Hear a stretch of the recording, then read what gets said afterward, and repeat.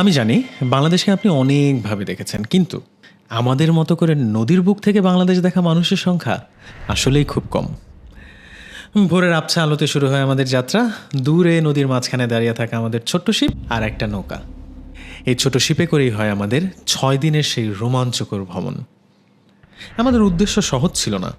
আমরা চেয়েছিলাম বাংলাদেশের নদীপথ ধরে এমন একটা যাত্রা করতে যেটা কখনোই সাধারণত সাধারণ মানুষ করে না।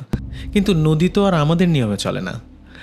অনেক ধরনের কষ্ট চেষ্টা পার হয়ে 6 দিনে আমরা মোটামুটি এই যাত্রাটা শেষ করি। আর এই যাত্রায় আমাদের সামনে ছিল নদী, আর প্রতিটি নদীর বাঁকে বাঁকে এক অন্যরকম গল্প।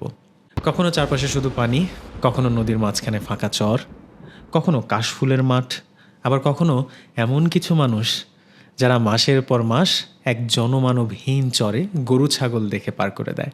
আবার কোনো পূর্ণিমার রাতে হঠাৎ ছোট নৌকায় দল বেঁধে মাছ ধরতে নেমে যাওয়া কোনো এক অজানা অচেনা নীরব চরে। ভাটির দিকে নামতে নামতে আমরা দেখলাম সেতু, মোহনা, ফেরি, মাছ ধরার নৌকা, পণ্যবাহী নৌকা, যাত্রীবাহী লঞ্চ। এখানে আসলে নদী মানুষের একটা জীবিকা।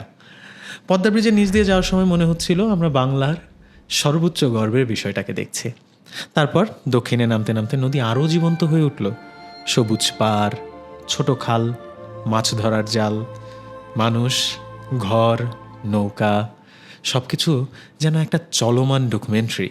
তারপর এক বিকেলে দূর থেকে বৃষ্টি আসতে দেখলাম। বৃষ্টি নামলো, আমরা সবাই ডেকে দাঁড়িয়ে ভিজলাম, গান গাইলাম, হাসলাম।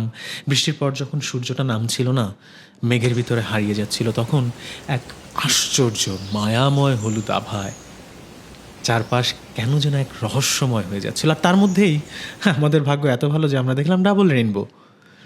মংলা থেকে খুলনা যাওয়ার পথে দেখলাম অন্য ধরনের জীবন। মানুষ, কাজ, ধোঁয়া, নদীর পার, আর এক অদেখা বাংলাদেশ। এই যাত্রাটা শেষে আমি বুঝেছি বাংলাদেশকে শুধু মানচিত্রে বা রাস্তা বা পাহাড় থেকে দেখলে আসলে হয় না। কারণ এই দেশের গল্প শুধু মাটিতে জমে না।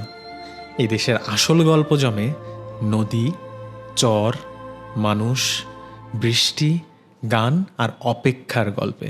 ফুল ডকুমেন্টারি আসছে ইউটিউবে।